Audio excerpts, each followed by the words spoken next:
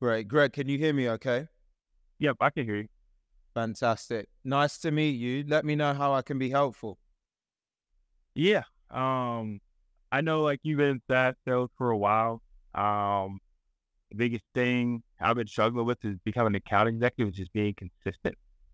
It's like, one quarter I overpass quota, next quarter, like I fall a little bit short, and I kind of want to know like how you stay consistent throughout your career. Understandable. Tell me a bit more about why you believe that you're inconsistent at the moment. Um,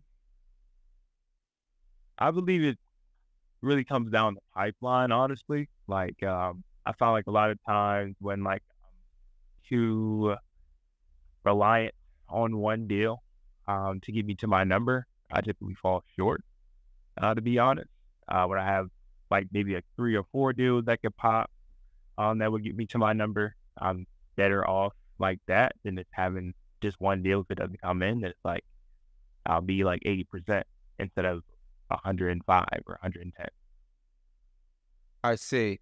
So you believe it's a pipeline challenge. So then the question becomes, why aren't you generating enough pipeline?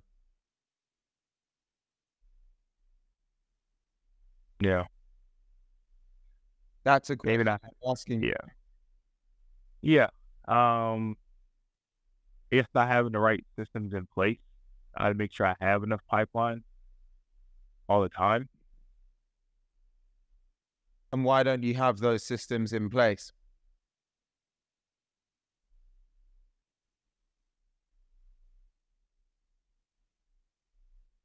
Um,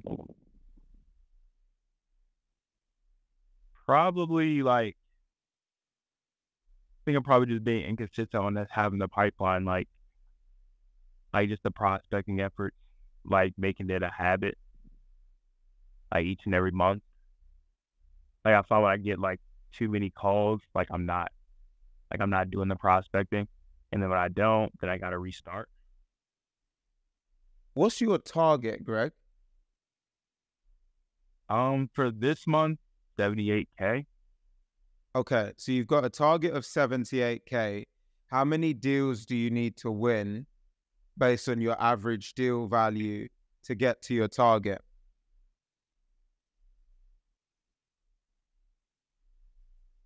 I say three, two or three. Okay, so you need 3 deals in a Yep. month to get to your 78K target. Yeah. What is your current closing ratio? Currently, it's at 18%. 18%. Okay. So in essence, you're closing one of every 5 qualified opportunities you touch, correct? Correct. Okay. So you need 3 deals to win. We know that you're going to need 15 opportunities for you to win 3. Now, how much outreach do you have to do to create 15 opportunities? Outreach as far as like how many calls or how many like demos to get booked on the calendar. You tell me.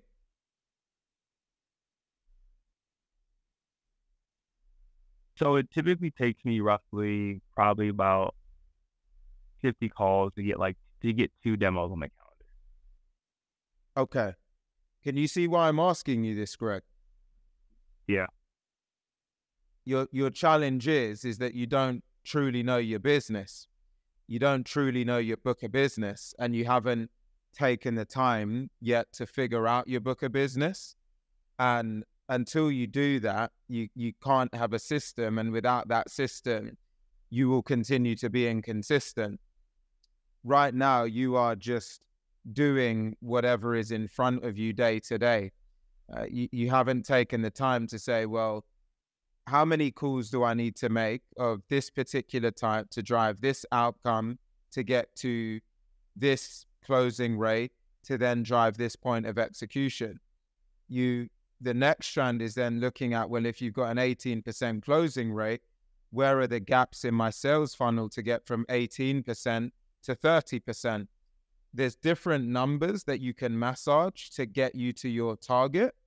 But until you know your numbers, you don't have a chance of diagnosing the problem and diagnosing all of the steps of your sales campaign to put you in a position where you can actually hit your plan. Does that make sense? No, that makes a lot of sense. That makes a ton of sense. You need to now, when you go away from this call, you need to be an FBI inspector, an investigator on your own book of business. And you need to obsess over every single number from the moment you make your first call through your entire sales campaign. You need to document every single step. The more intimately you know your numbers and the more proximity you have with your numbers, the much better opportunity you'll have to become a best-in-class seller.